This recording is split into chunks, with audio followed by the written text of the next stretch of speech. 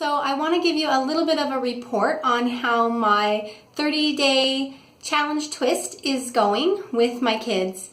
I think so far it's going okay. On day one, I pretty much spent my time getting organized and thinking about what I could say and stuff. Day one of the 30-day challenge twist. So I've compiled my phrases, honor phrases that I want to use for my kids, and I really had to kind of personalize them to figure out which ones I thought would best suit them. And in so doing, I decided that some of them just don't really fit them. I've not decided yet whether or not that means that I got their type wrong or anything like that, but I think that if anything, I just need to get a little bit more creative with this. All day today, I didn't even use the words that I thought I would.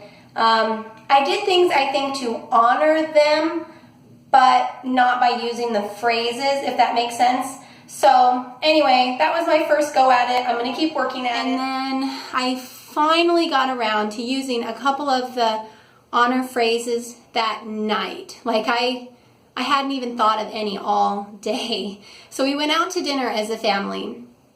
And while we were driving in the car on the way there, my daughter, Alaria, she told me a joke.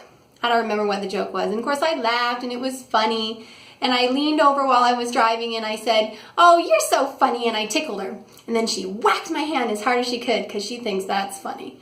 And so it was a good little physical moment, interaction, big smiles, little laughs, and I praised her, if you will, for being funny, and she appreciated that. So I honored her in that way. I think it was a little bit telling about what her actual type is.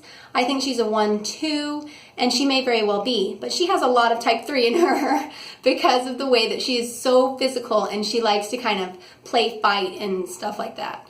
So later when we were at the restaurant, I surprised my little boy, Giovanni, with something kind of reckless and quite fun. I brought him a plate of ice cream pizza. I said, "Look, Giovanni, look what they have here." And this plate with a piece of pizza and ice cream swirled really high up on top of it. And his eyes got so big and he was so excited. I said, "Here you go." And of course, that was what he got to start with for his dinner. And, you know, he worked at the ice cream, of course, first. And I guess he appreciated it and he didn't complain. He ate his dinner. I later helped myself to some of the peanut butter pizza that they have and put ice cream on it too. And it was great. It was like peanut butter bars with ice cream or something. They made it a little bit sweet.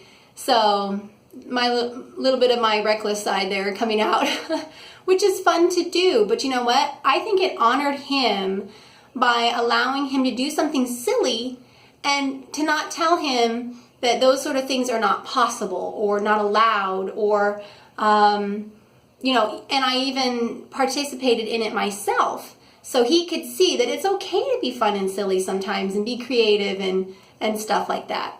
So in that situation, I didn't necessarily use an honor phrase at all, but I did honor him in the choice that I made. Later in the day, I had my son Richard give me a big hug. I always say, "Come here, Richard." And I just make sure that he says, "What do you want?" And I said, "Well, I just want a hug." And so he comes and he gives me a hug, and I always hold him real nice and tight and just kind of take a deep breath and make sure it's a nice relaxing hug. And he has this thing where he likes to kind of massage my back, and it actually feels great. And so I tell him, "Wow, thank you so much. I feel so much better now." And then I can tell him, "You made me feel so much more relaxed. Thank you." And he really appreciates that. And he does feel like he has a purpose, like I appreciate being in his space. And he's helped me to feel comfortable and to feel physically even more well. And so I just think that that was a great way to honor him, a little bit in words and also in actions. Now, because I've been busy enough, I guess, the last couple of days, I won't feel guilty because I realize that that's just silly. This is the beginning of this challenge and I'm going to keep it up. I'm not going to give up. But I haven't had the opportunity to use an honor phrase on my daughter Lillian yet, and I didn't give any to my kids yesterday for day 2, and I think that's mainly because I just kept too busy. So that's too bad. That's my problem, and I'll work on that.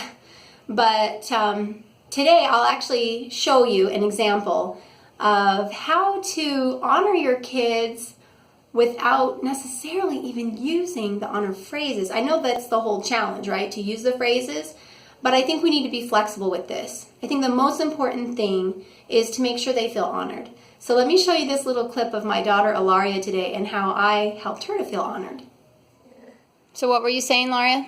I'm drawing Pokemon right now, but whenever I get a color, like if I get this pink and then I paint, then I put it in the water and I need to rub it off, I do like a pattern. And then since I drip water on it, then it will bleed and start to look cool and stuff. And it's like 2 pieces of art in one. 2 pieces of art in one. And this is my picture. I got it. That's beautiful. This is a really great way for you to get out your creative outlet, right? By doodling on the side. She can be a little reckless with that paper there and random and everything. But it'll still look pretty. And that gets out some of her type 1 energy. Yep, I'm glad that you're able to do these fun things. Oh, I'm lucky. You guys comment and let me know how it's going for you. Bye!